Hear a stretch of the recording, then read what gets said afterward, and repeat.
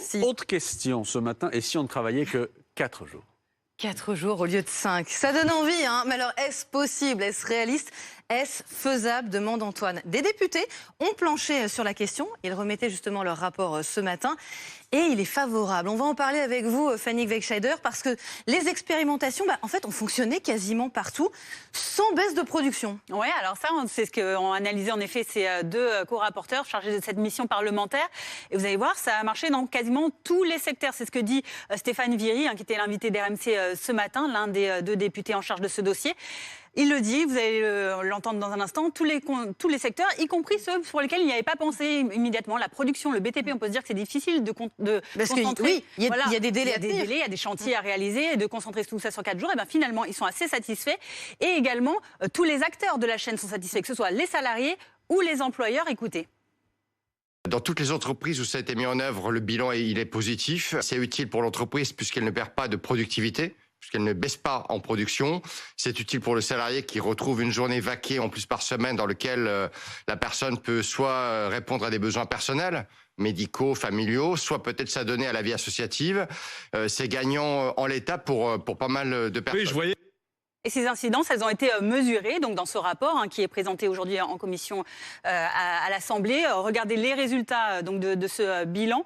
Il y est plutôt donc en ce qui concerne les salariés. Alors certes, concentrer forcément son travail sur 4 jours, ils le reconnaissent, c'est un rythme plus intense. 62% le reconnaissent, mais ça laisse quand même quasiment un tiers qui sont satisfaits du nouveau rythme.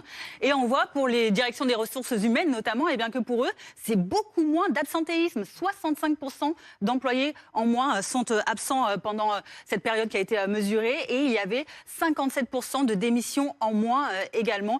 Voilà pour ces avantages. Un week-end de 3 jours. Non, mais ça ne va pas être généralisé tout de suite non plus, Fanny, parce qu'on le voit bien, il y a quand même des limites. Oui, ça marche bien dans l'ensemble, il y a quand même des limites en effet. On va le voir, les limites qui sont donc relatées par les personnes qui ont mené l'expérience.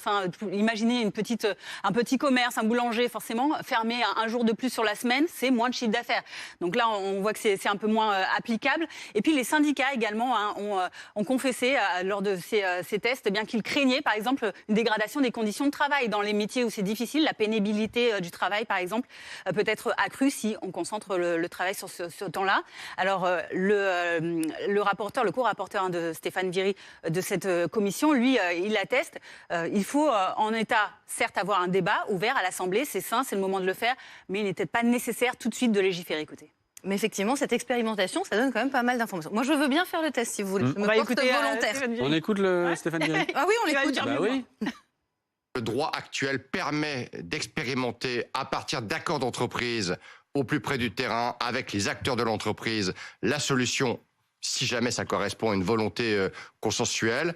Mais de là à conclure effectivement par une loi, pour moi la réponse est non, pas tout de suite. Pas tout de suite. Pas tout de suite. Pas tout de suite. Mais on y arrivera peut-être plus tard. On va rester là-dessus. Merci beaucoup, Fanny.